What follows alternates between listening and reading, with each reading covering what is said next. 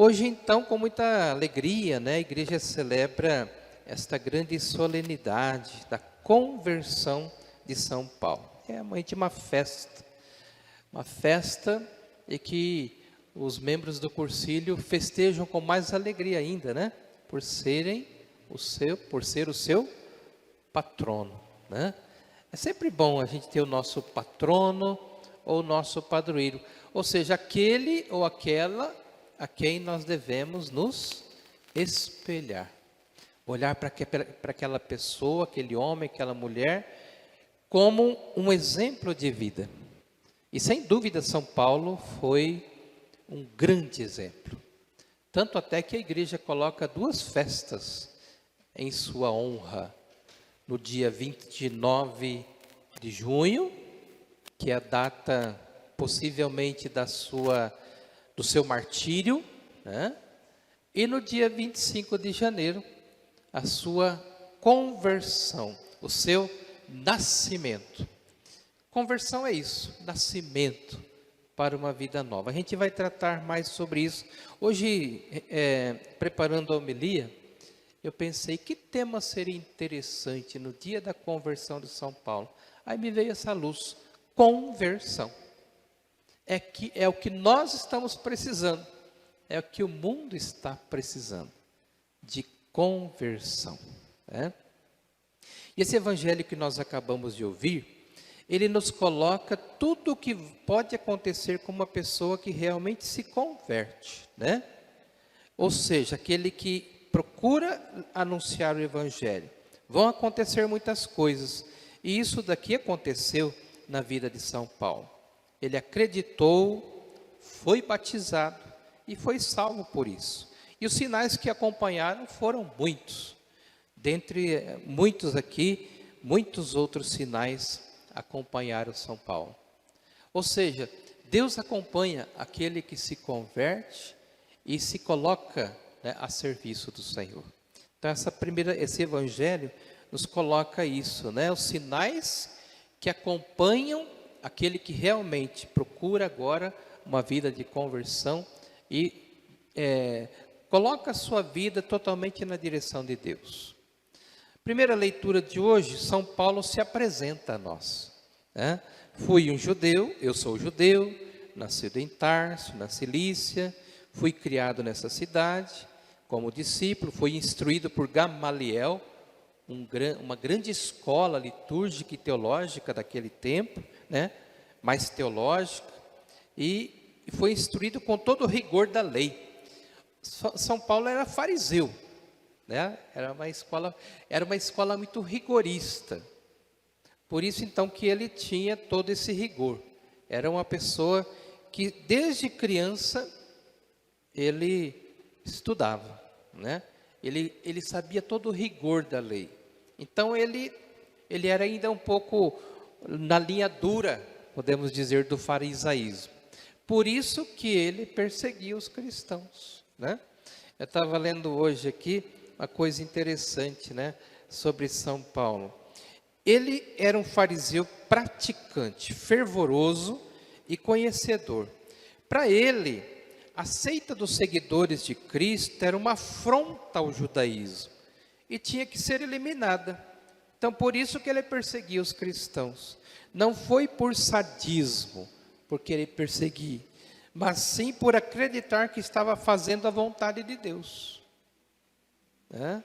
Ele tinha isso na mente. Ele perseguia os primeiros cristãos, achando que estava fazendo certo.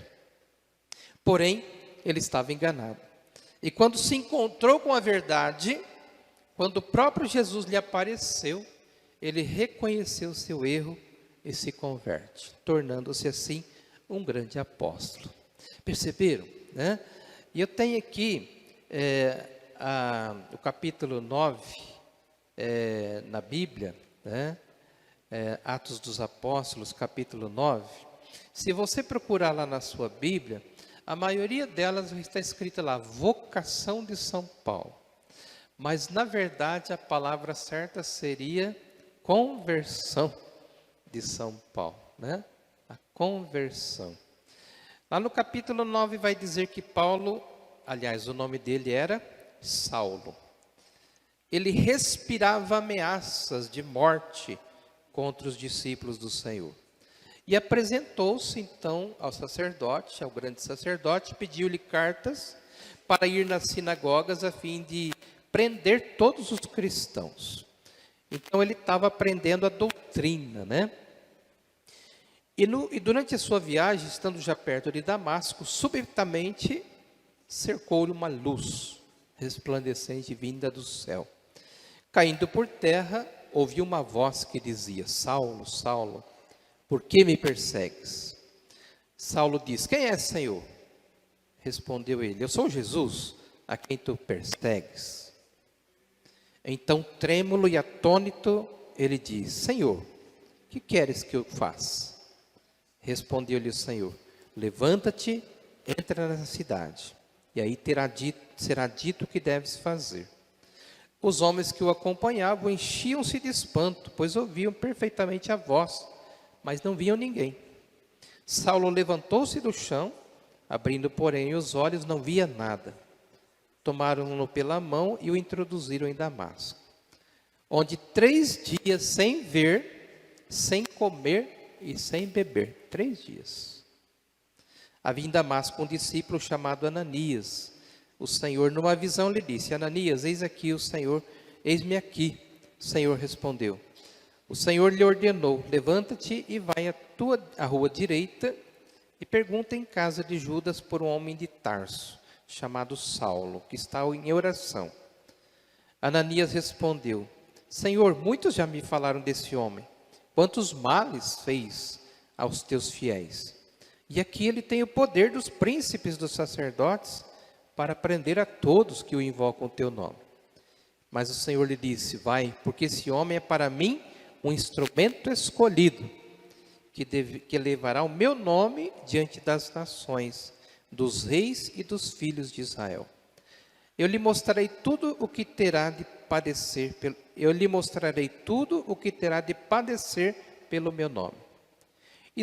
Ananias foi então, entrou na casa, e impondo-lhe as mãos, disse: Saulo, meu irmão, o Senhor, esse Jesus que te apareceu no caminho, enviou-me para que recobres a vista e fiques cheio do Espírito Santo. No mesmo instante caíram dos olhos de Saulo algumas escamas, ele recuperou a vista, levantou-se e foi batizado. Depois, fortalecido, demorou por alguns dias e imediatamente começou a proclamar pelas sinagogas que Jesus é o Filho de Deus. Então, esse trechinho dos Atos dos Apóstolos, capítulo 9, nos mostra aí a conversão de São Paulo. Ou seja, ele teve um encontro forte e íntimo com o nosso Senhor Jesus Cristo. Interessante que Jesus Cristo fala: Saulo, por que me persegues? Mas quem é o Senhor? Eu não estou perseguindo o Senhor, estou perseguindo os cristãos, né? Então, para Saulo, ele estava perseguindo a seita cristã, não Jesus Cristo. Mas Jesus Cristo, com essa palavra, ele vai dizer: mas se você está perseguindo a igreja, você está perseguindo a mim. Isso para nós hoje é algo muito importante que nós guardamos. A igreja, quando alguém persegue a igreja, não está perseguindo só a igreja, está perseguindo o próprio Jesus. Porque Jesus é a igreja.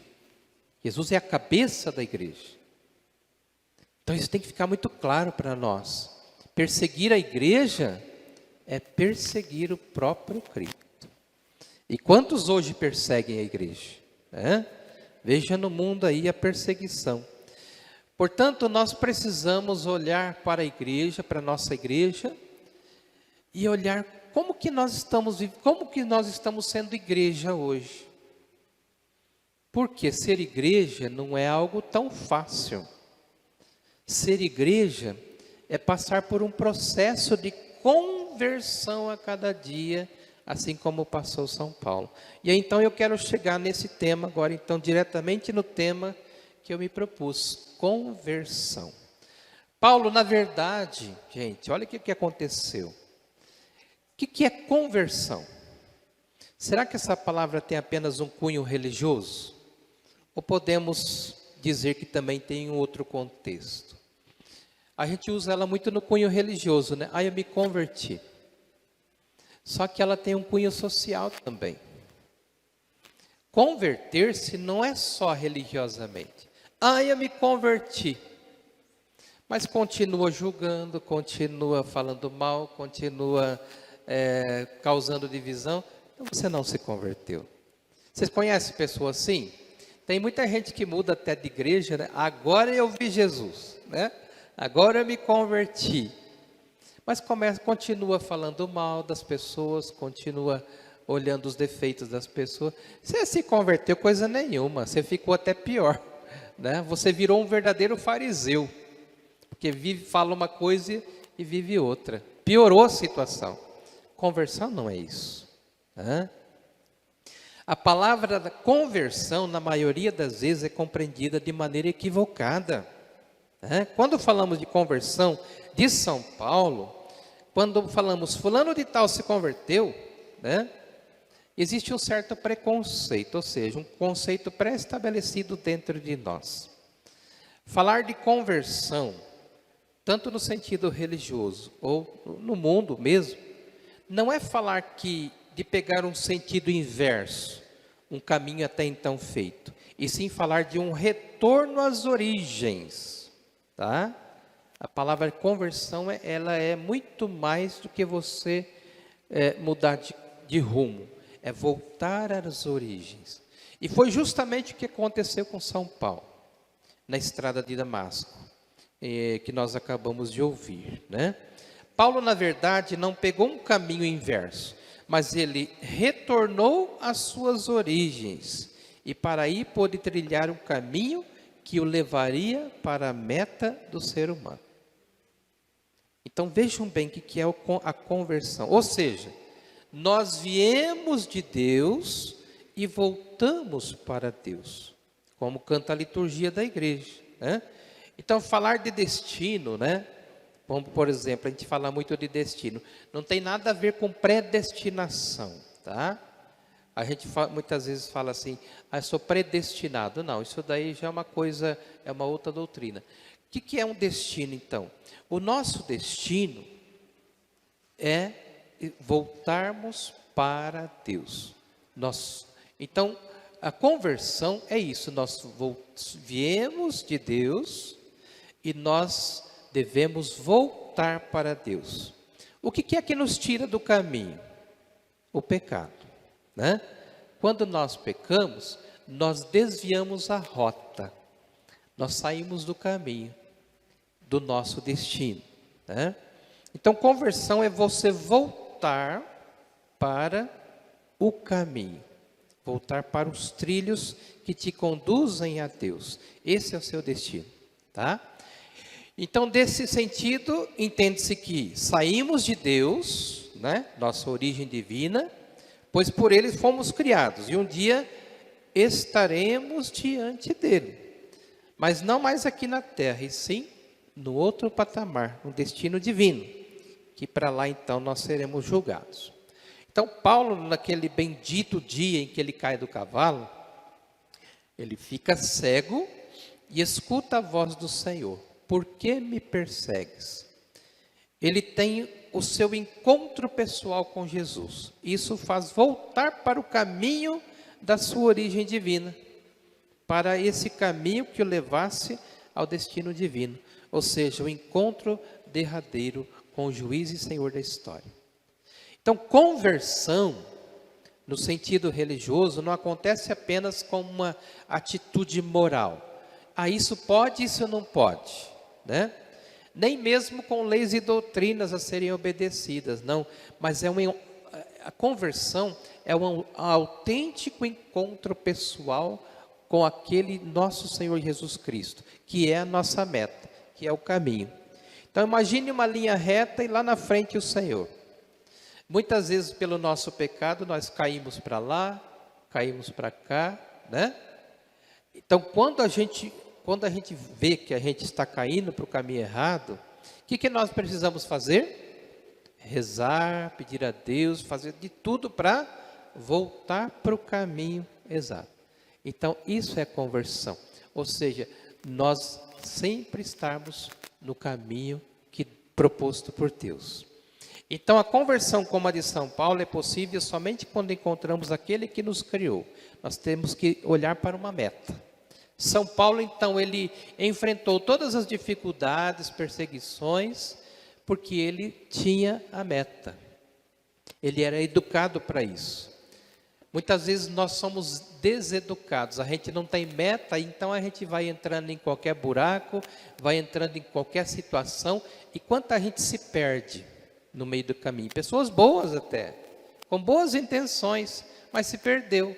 Por quê? Não tinha o caminho certo, né? Precisamos então, assim como São Paulo, olhar para a nossa meta, para o nosso caminho. E se por acaso nós nos desviarmos, a gente voltar para o caminho certo, né? É essa a nossa meta então. Então nós temos que viver o caminho da conversão, ou seja, voltar para a estrada que o pecado nos tirou, tá? Conversão, como aconteceu com São Paulo, é nos fazer ver Jesus no nosso caminho. Eu estou indo para lá, estou sentindo que eu estou caindo fora, estou me distanciando de Jesus. Eu tenho que fazer de tudo para voltar para o caminho certo. Conversão não é saber ser criado por Deus, mas amado por Ele. E querer morar eternamente com Ele no céu. Conversão é dizer com a vida que estamos aqui somente de passagem. E que por isso nada daquilo que é passageiro nos poderá roubar o céu. Então, muitas coisas que nos tiram, que prometem o céu, né? Nós temos que ter essa visão. Então, aquilo ali está me roubando o céu. Eu preciso voltar para o caminho. Conversão é dizer, sou de Deus, pois dele eu vim, e um dia eu quero voltar definitivamente para Ele. Então, o pecado não vai me tirar do meu caminho para Deus. Ao se converter, Paulo muda de postura. De perseguidor, ele passa a ser seguidor. Então, nós precisamos ter essa mente também. Então, neste dia, celebrando a conversão de São Paulo, né? Que ele seja para nós um exemplo. Ou seja, nós precisamos sempre trilhar o caminho certo. Mas, na nossa caminhada, nós vamos nos desviar pelo nosso pecado, pela nossa fraqueza, muitas vezes pela nossa falta de oração, falta de incentivo, pelo desânimo, até mesmo pelos pecados da própria igreja. Quanta gente hoje eu vejo que está abandonando a igreja por causa dos pecados da própria igreja, que já aconteceu muito na história, né? Quantos padres e bispos estão saindo dos trilhos também? Porque somos fracos, né? Nós precisamos também caminharmos juntos. Então, quantas coisas nós precisamos aprender. Então, São Paulo nos incentiva a isso, né? Nos mostra que nós temos que ter essa meta. E mesmo se um dos membros se desviar, nós precisamos pegar com a mão, né? E puxar de novo para o caminho também. Essa é a nossa missão, tá? Cada um de nós também, puxar para o caminho certo. Embora muitas vezes as pessoas não gostem, né? Ah, não, mas esse caminho é muito difícil, mas esse é o caminho que nos conduz para Deus. São Paulo, ele trilhou por esse caminho difícil. Ele foi perseguido, foi torturado, sofreu tantas coisas ruins, mas está agora junto de Deus. Então ele é o apóstolo da conversão, né? Por isso a sua túnica nos diz, né? A túnica branca e o hábito vermelho, o vermelho dele significa a sua morte, né? O seu sangue derramado. A espada na mão também, o instrumento do seu martírio, nos diz, nós temos que ser fiéis até o fim. Por isso, então, que ele nos apresenta a palavra de Deus. São Paulo sempre está com a Bíblia na mão, mostrando o quê?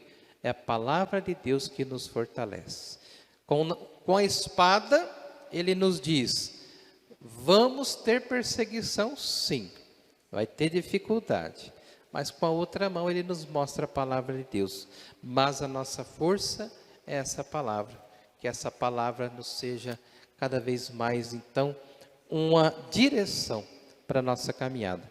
Que a nossa conversão seja constante.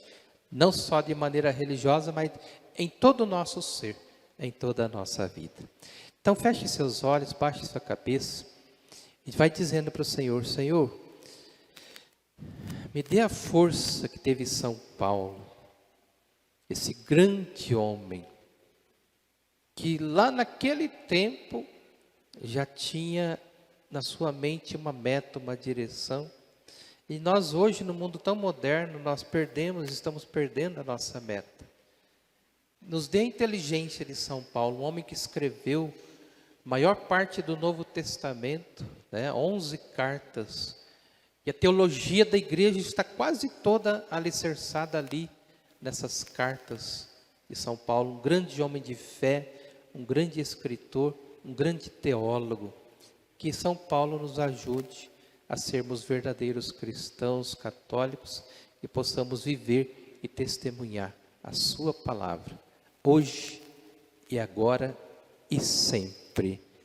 Amém.